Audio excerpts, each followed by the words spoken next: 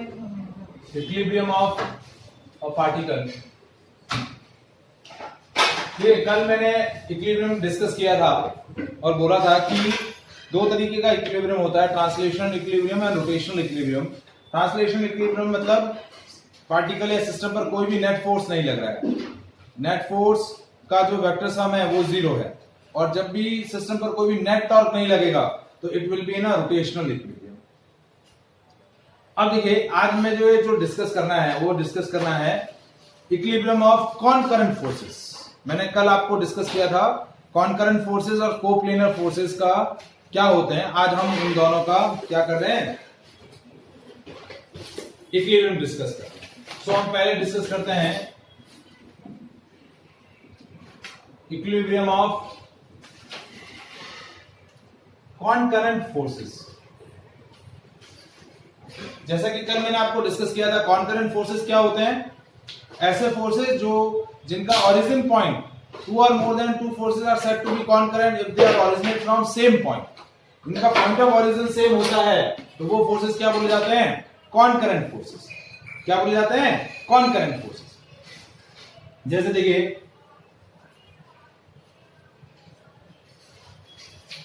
और ये F3, ये तीनों फोर्सेस आपके कैसे हैं। देखिए हम डिस्कस कर रहे हैं इक्विलिब्रियम ऑफ कॉनकरेंट फोर्सेस। देखिए मैंने तीन फोर्सेस लिए हैं, F1, F2 and F3। They are originate from a point O से ओरिजिन हो रहा है उनका, ठीक है। अब फोर्स F1 के सामने वाला ये जो एंगल है अल्फा, फोर्स F2 के सामने वाला ये जो एंगल है बीटा, और F3 के सामने वाला ये एंगल है गामा, ठीक है। तो अब यहां इक्विलिब्रियम ऑफ कॉनकरेंट फोर्सेस के लिए हम एक थ्योरम डिस्कस कर रहे हैं, that is called Lami's theorem. क्या बोलते हैं, लेमीज थ्योरम। तो लेमीज थ्योरम क्या बोलता है, F1 upon sine alpha, force उसके सामने वाला जो एंगल है उसका sine, F1 upon sine alpha is equal to F2 upon sine beta is equal to F3 upon sine gamma.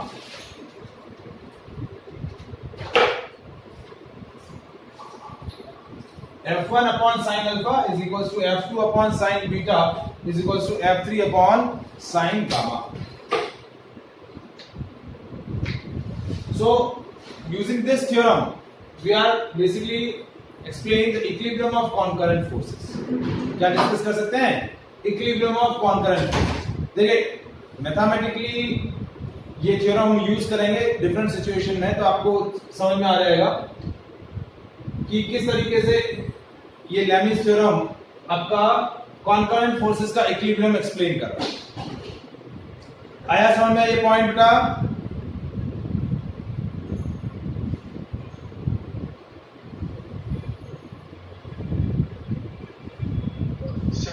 हाँ जी,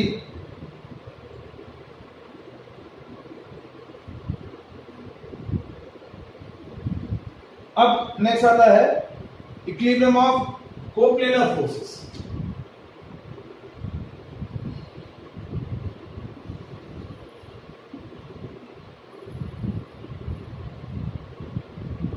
अब कोप्लेनर फोर्सेस क्या होते हैं, जो एक ही प्लेन में लाई कर रहे हैं।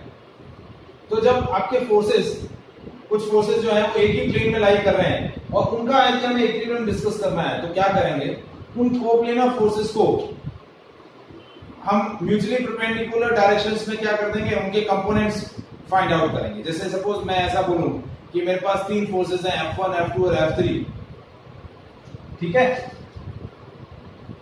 ये मेरा x और ये y प्लेन है, मेरे तीन फोर्सेस हैं, ये F1 है, ये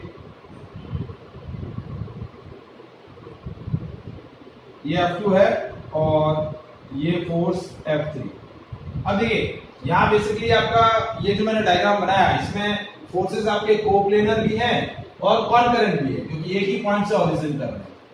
तो अब इस तरीके के फोर्सेस हैं तो हम कैसे सॉल्व करेंगे, कोप्लेनर फोर्सेस को सॉल्व करने का तरीका क्या है कि इन तीनों फोर्सेस के एक्स एक्सिस कंपोनेंट और वाई एक्सिस कंपोनेंट हम क्या कर लेंगे, कैलकुलेट करेंगे। जैसे F1 का एक्स एक्सिस कंपोनेंट और वाई एक्सिस कंपोनेंट कैलकुलेट करेंगे, फिर F2 का एक्स एक्सिस कंपोनेंट और वाई एक्सिस कंपोनेंट कैलकुलेट करेंगे, फिर F3 का एक्स एक्सिस और वाई एक्सिस कंपोनेंट कैलकुलेट करेंगे, फिर हम क्या करेंगे, summation of fx is equal to 0 and summation of fy is equal to 0, और ये कंडीशन लगा के आपका क्या कैलकुलेट कर लेंगे, इक्विलिब्रियम ऑफ कोप्लेनर फोर्सेस। क्या कैलकुलेट कर लेंगे, equilibrium of coplanar concurrent forces. आया समझ में?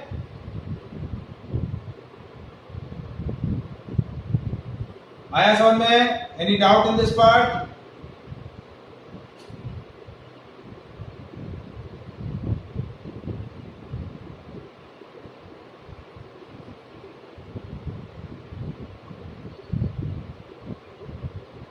समझ में आया बेटा ये पॉइंट? ठीक है। अब देखिए हम क्वेश्चन करते हैं, तो क्वेश्चन से हमें शायद और अच्छे से क्लियर हो जाए कि किस वैरायटी में क्वेश्चंस बनते हैं और कैसे उनको सॉल्व करना होगा।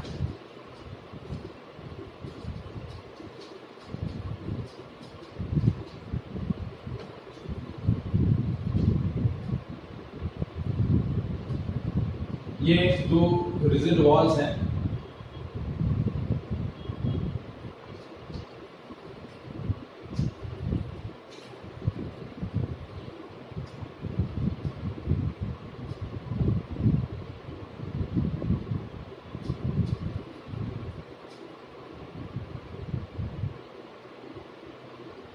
ये 100 न्यूटन फोर्स कनेक्ट है 3 स्ट्रिंग्स के थ्रू, ये C, ये B और ये A। ये 90 डिग्री है, ये 37 डिग्री और ये 100 न्यूटन। ठीक है। आपको कैलकुलेट क्या करना है, find the tension in each string.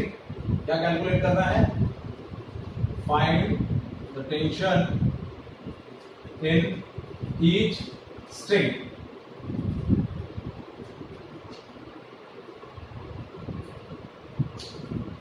ठीक है। अब कैसे कैलकुलेट करेंगे, ये स्ट्रिंग ए है तो इसके अंदर टी ए और ये टी ए, ये स्ट्रिंग बी है तो ये टी बी और ये टी बी। देखिए ये वाला ब्लॉक बॉल को इस तरफ खींचेगा स्ट्रिंग से, बॉल स्ट्रिंग को इस तरफ खींचेगी या इस ब्लॉक को इस तरफ खींचेगी, और इस स्ट्रिंग के अंदर टेंशन टीसी और ये टीसी। ठीक है। ये 100 न्यूटन फोर्स नीचे की तरफ लगेगा।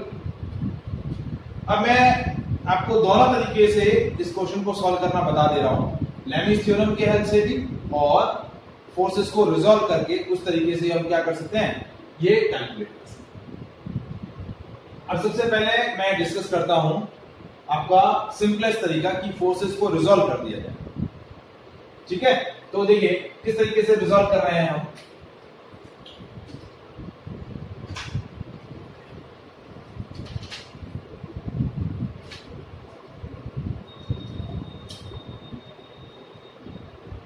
ये टीसी, ये टीबी, सॉरी ये टीए है सर,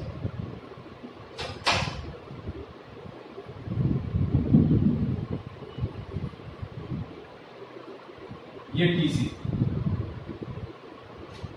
और इस 100 न्यूटन ब्लॉक का जो आपका फ्री बॉडी डायग्राम होगा ये अलग। 100 न्यूटन ये नीचे की तरफ लग रहा है और ये टीसी ऊपर की तरफ लग रहा है, तो टीसी की वैल्यू तो डायरेक्ट आ जाएगी आपकी 100 न्यूटन। क्या आ जाएगी, 100 न्यूटन। टीसी की वैल्यू समझ में आ गई सब लोगों को?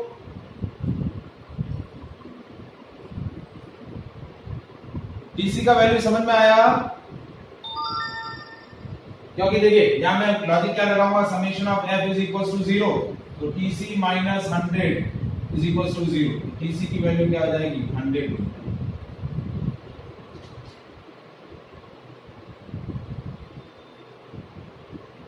ठीक है। तो ये वैल्यू आपका आ गई 100। अब देखिए मैं टीबी को रिजॉल्व कर रहा हूं, क्योंकि मेरा जो टीबी है वो इंक्लाइंड है। ये एंगल मेरे को 37 दिया हुआ था, तो इस हिसाब से ये एंगल भी 37 हो जाएगा।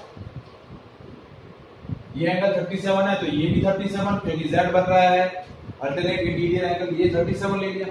तो अब देखिए, अब टीबी के दो रिजोल्यूशन, ये हो गया टीबी cos 37 और ये हो गया टीबी साइन 37। मैंने टीबी को रिजॉल्व कर लिया दो पार्ट के अंदर। अब मैं क्या लॉजिक अप्लाई कर रहा हूं, summation of F X is equal to 0 और summation of F Y is equal to 0। X axis में जो फोर्सेस है उनका वेक्टर सम 0 कर दिया और वाई एक्सिस में जो फोर्सेस है उनका वेक्टर सम 0 कर दिया। तो देखिए TB cos 37 minus TA is equal to 0।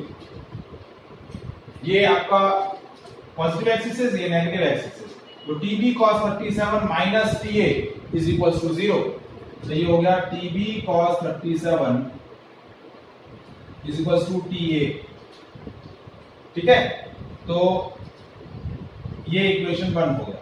ठीक है, अब दूसरा summation of F Y is equal to 0। तो ये क्या ले लिया, TB sine 37 is equal to TC या TB sine 37 minus TC is equal to 0। ये positive Y axis minus negative Y axis force is equal to 0, क्योंकि summation of F Y हमें क्या लेना है 0। तो ये हो गया TC is equal to TB sine 37। तो टीसी की वैल्यू हम ऑलरेडी कैलकुलेट कर चुके हैं 100 न्यूटन। तो देखिए टीसी इज इक्वल टू, यहां आगे मैं यहां डिस्कस कर रहा हूं, TC is equal to TB sine 37। तो टीबी की वैल्यू हो गई टीसी अपॉन साइन 37। टीसी की वैल्यू है आपकी 100 और देखिए साइन 37 होता है 3/5 और cos 37 होता है 4/5। ये आपको इंफॉर्मेशन दी हुई है, ये हो जाएगा 3/5।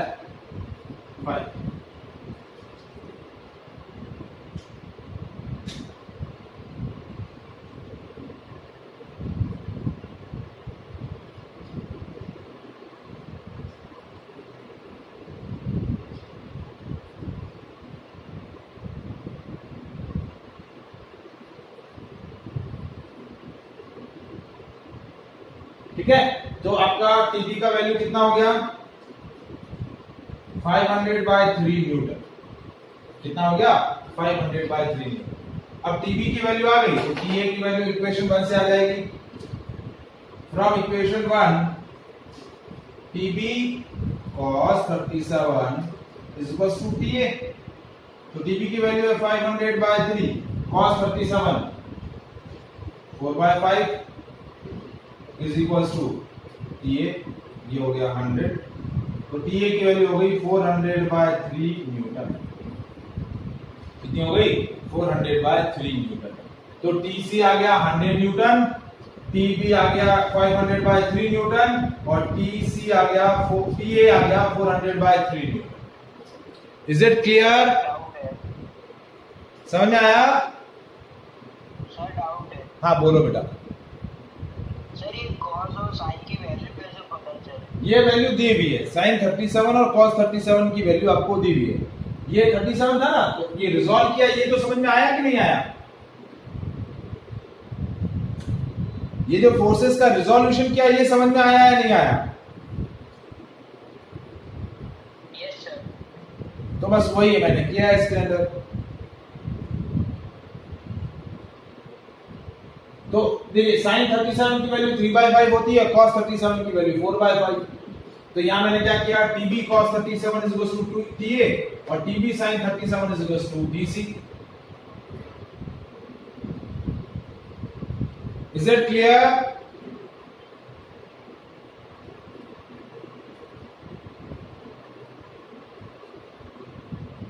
कृषा मैत्री समझ में आया बेटा?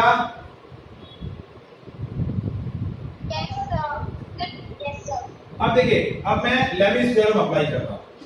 अब यदि फोर्सेस को यदि हम रिजॉल्व ना करें और डायरेक्टली लेविस थ्योरम अप्लाई कर लें तो कैसे होगा? देखिए सेकेंड अप्रोच लेविस थ्योरम।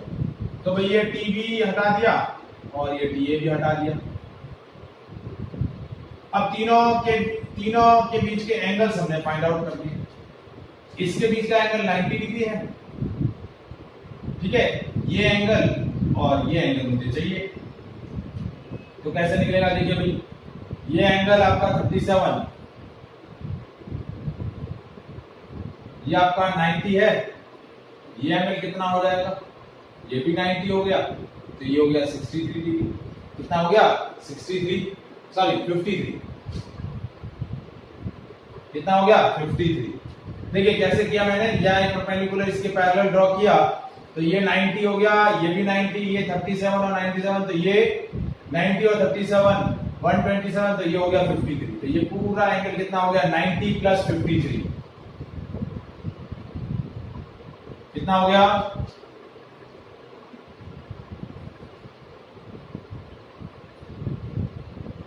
कितना हो गया बेटा 90 प्लस 53,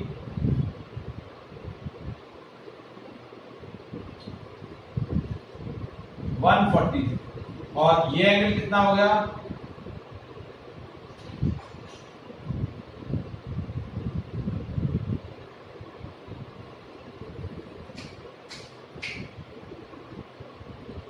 बताओ जल्दी से।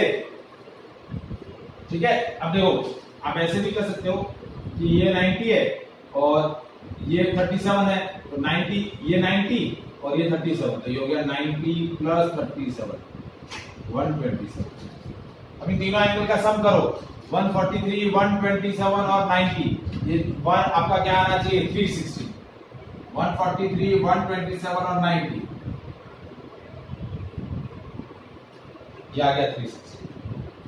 अब देखिए, अब हम लेमिस थ्योरम अप्लाई कर लेते हैं। तो भाई फोर्स के सामने वाला एंगल लेना है, टीसी के सामने वाला कौन सा एंगल होगा, TC upon sine 143 is equal to TB upon sine 90। TB के सामने वाला एंगल 90, टीसी के सामने वाला 143 और टीए के सामने वाला 127।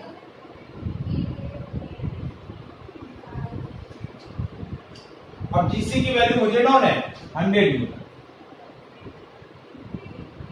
100 newton upon sine 143 is equal to TB upon sine 90। 1/1 एक रेशियो ले लिया, तो टीबी की वैल्यू हो गई 100 divided by sign 143 degree into sine 90, तो टीबी ये 100। अब साइन 143, साइन 143 को हम क्या लिख सकते हैं, साइन 180 माइनस 37। साइन 90 की वैल्यू होती है 1, जो 100, और ये हो गया sine pi minus theta. Sine pi minus theta होता है साइन थीटा, क्योंकि सेकंड क्वाड्रेंट में साइन पाई माइनस थीटा क्या होता है, साइन 180 माइनस 37 क्या हो जाएगा साइन 37, और इसकी वैल्यू हो गई 4/5, तो 100 सॉरी 3/5, ये आ गया 500/3। वही सेम बिना रिजॉल्व किए ये लॉजिक हमने यूज किया लेमिस थ्योरम का, वही सेम आंसर आ गया। अब टीए की वैल्यू के लिए यही सेम लॉजिक आप टीबी वाला ले सकते हैं, TB upon sine 90 is equal to TA upon sine 127। तो टीए की वैल्यू हो गई TB into sine 127 divided by sine 90। तो टीए की वैल्यू हो गई, टीबी कितना है 500/3 और साइन 127 मैंने क्या लिखा, साइन 90 प्लस 137 प्लस सॉरी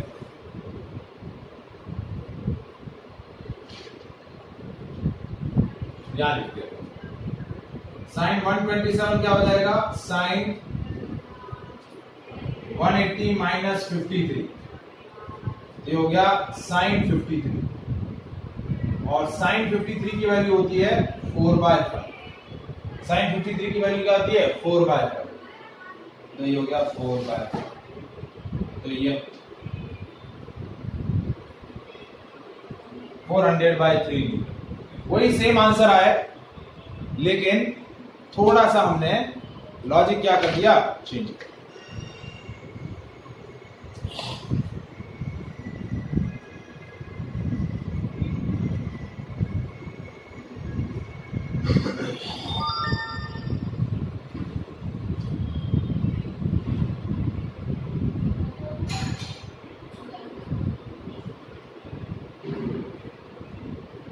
आया समझ में?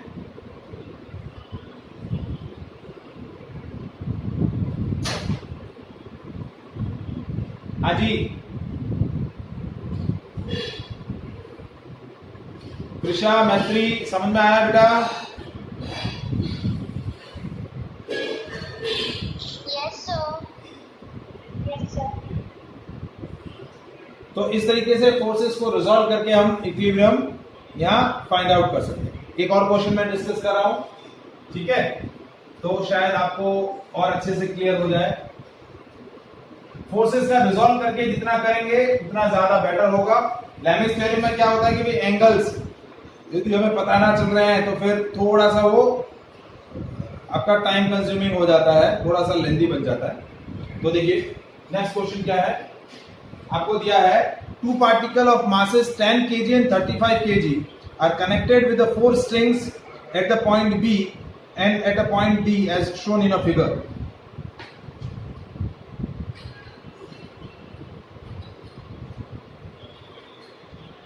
ये A, ये B, ठीक है, ये यहां से आपका ब्लॉक कनेक्ट है 10 kg का, ठीक है, और ये ब्लॉक कनेक्ट है यहां पर आपका 35 kg का,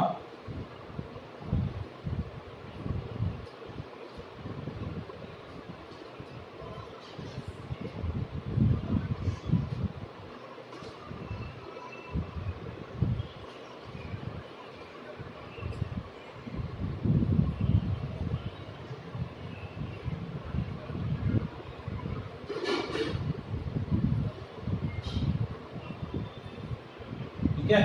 ये एंगल आपको दिया हुआ है 45 डिग्री,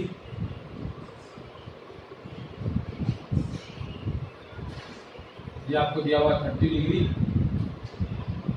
और ये दिया है 60 degree,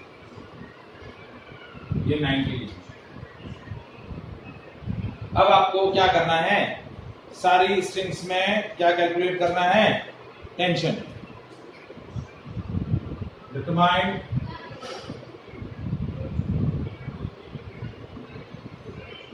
tension in all segments, जितनी भी स्ट्रिंग्स हैं उनमें टेंशन कैलकुलेट करना है। क्या कैलकुलेट करना है, टेंशन कैलकुलेट करना है।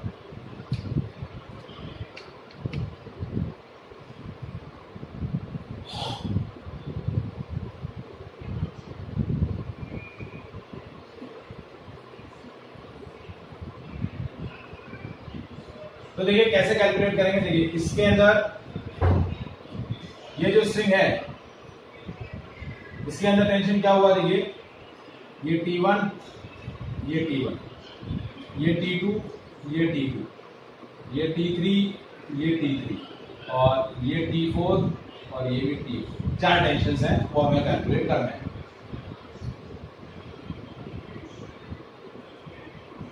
ठीक है, अब देखिए पहले हम इक्विलिब्रियम अप्लाई करते हैं एट द पॉइंट बी। क्या अप्लाई करते हैं, इक्विलिब्रियम दो जगह डिस्कस करना पड़ेगा। Equilibrium establish at the point B and equilibrium at point D. तो पहले हम इक्विलिब्रियम डिस्कस करते हैं एट पॉइंट बी। अपना है इक्विलिब्रियम एट पॉइंट बी। तो पॉइंट बी पर देखिए, अब आप बोलेंगे कि भाई ये वाले टेंशन्स क्यों नहीं काउंट किए। ये वाले टेंशन्स इसलिए नहीं काउंट किए हैं, आप करना चाहें तो कर लें, कोई इशू नहीं है। ये T5, ये T6, ठीक है। तो सबसे पहले ये देखिए, इस B पॉइंट पर हम देखें, ये 10 kg वाला ब्लॉक है, तो इस पर G की वैल्यू हम, ये हो गया 10 इंटू 10 100 न्यूटन, और ये T5 ऊपर की तरफ लगेगा। ये 10 kg वाले ब्लॉक का फ्री बॉडी डायग्राम हो गया।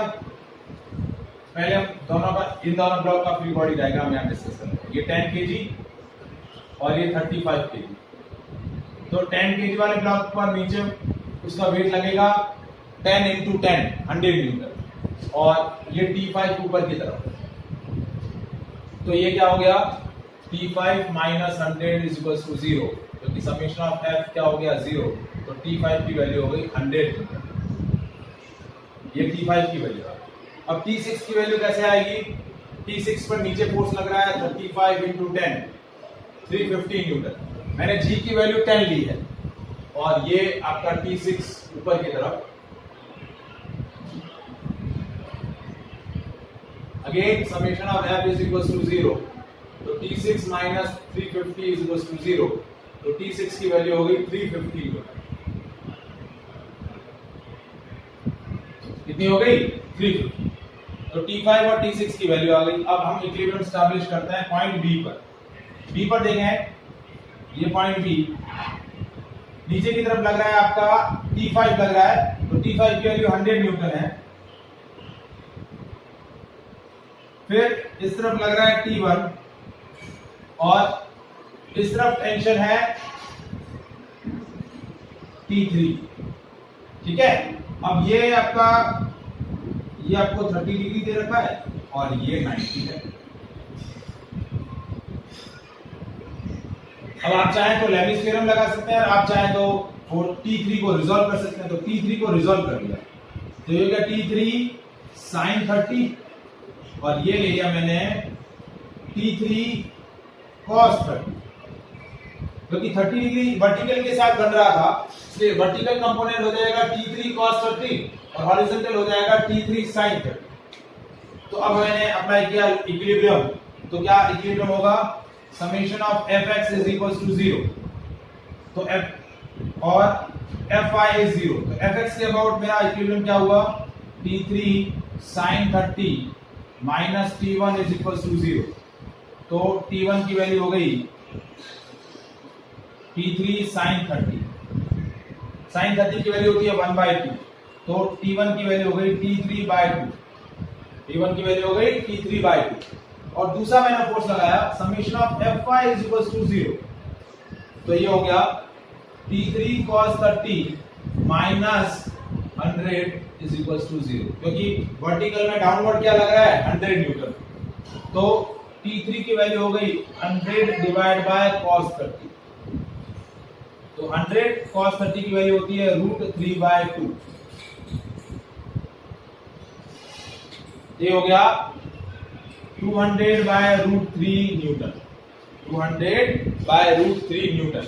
ये आपकी T3 की वैल्यू आ गई। T1 की वैल्यू क्या हो जाएगी 200 बाय √3/2, ये हो गया 100 bye √3 newton.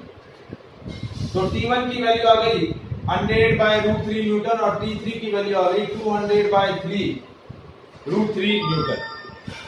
Is it clear? यहां तक समझ में आया?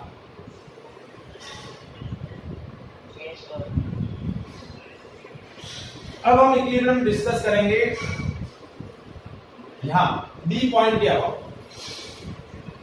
तो now we discuss equilibrium at point B। So apply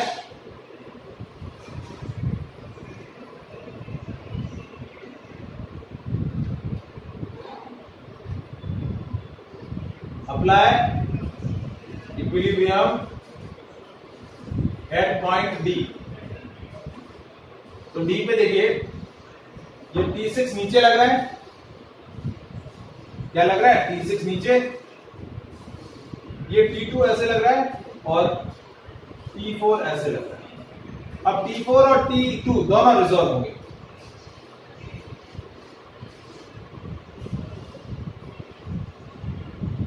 अब देखिए ये 60 डिग्री है, ये 60 है, ये 60, तो ये भी 60।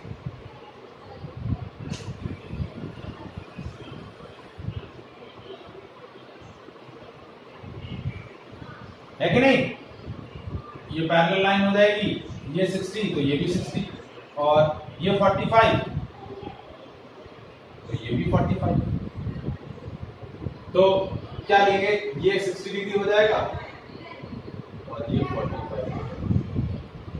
ठीक है, तो अब रिजोल्यूशन क्या हुआ, ये हो जाएगा T4 cos 45, ये हो जाएगा T4 sin 45, और इधर T2 का रेजोल्यूशन क्या हो जाएगा, ये हो जाएगा T2 sin 60 और ये हो जाएगा T2 cos 60।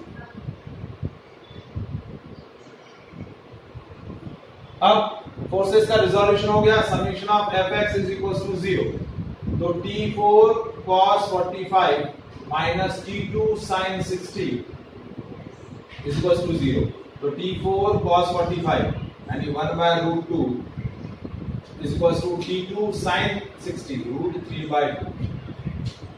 ठीक है, ये इक्वेशन बन गई। अब summation of Fy is equal to 0, तो Fy में क्या लग रहा है, T6 की वैल्यू है 350 न्यूटन, तो देखिए T2 cos 60 plus T4 sin 45 is equal to 350। अब या तो T2 को T4 के टर्म में लिख दो या T4 को T2 के टर्म में लिख दो, आप जैसा चाहे वैसा लिख सकते हैं। T2 cos 60 की value 1 by 2 plus T4 into sine 45 1 by root 2 is equal to 350। तो इक्वेशंस क्या बनी देखिए, ये दोनों equation T4 by root 2 is equal to root 3 T2 by 2, और दूसरी इक्वेशन है T2 by 2 plus T4 by root 2 is equals to 350। तो हम T4 की वैल्यू प्लेस कर देते हैं। T4 की value in terms of T2 क्या होगी, इससे T4 हो जाएगा √6 by 2 T2, तो T2 by 2 plus √6 by 2 into divided by √2, T2 is equal to 350।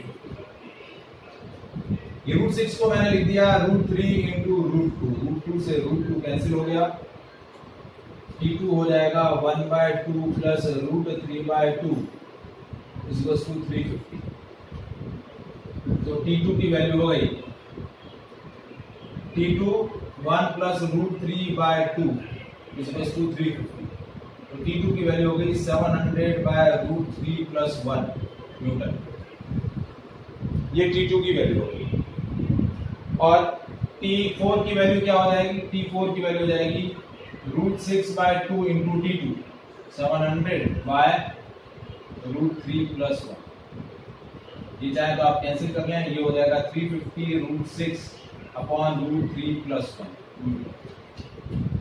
ये आपकी T4 की वैल्यू है। तो ये चार फोर्सेस आपके आ गए, T1 T2 T3 T4।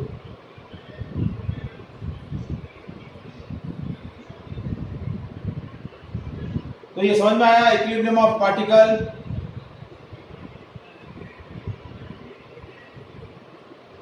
Any doubt in this part? तो आज हम यहीं तक इसको डिस्कस करते हैं। अब हम नेक्स्ट जो हमारा सेक्शन है वो डिस्कस करेंगे फ्रिक्शन। ये अब नेक्स्ट सेक्शन हमारा शुरू होगा इस चैप्टर का, फ्रिक्शन। ओके, चलिए।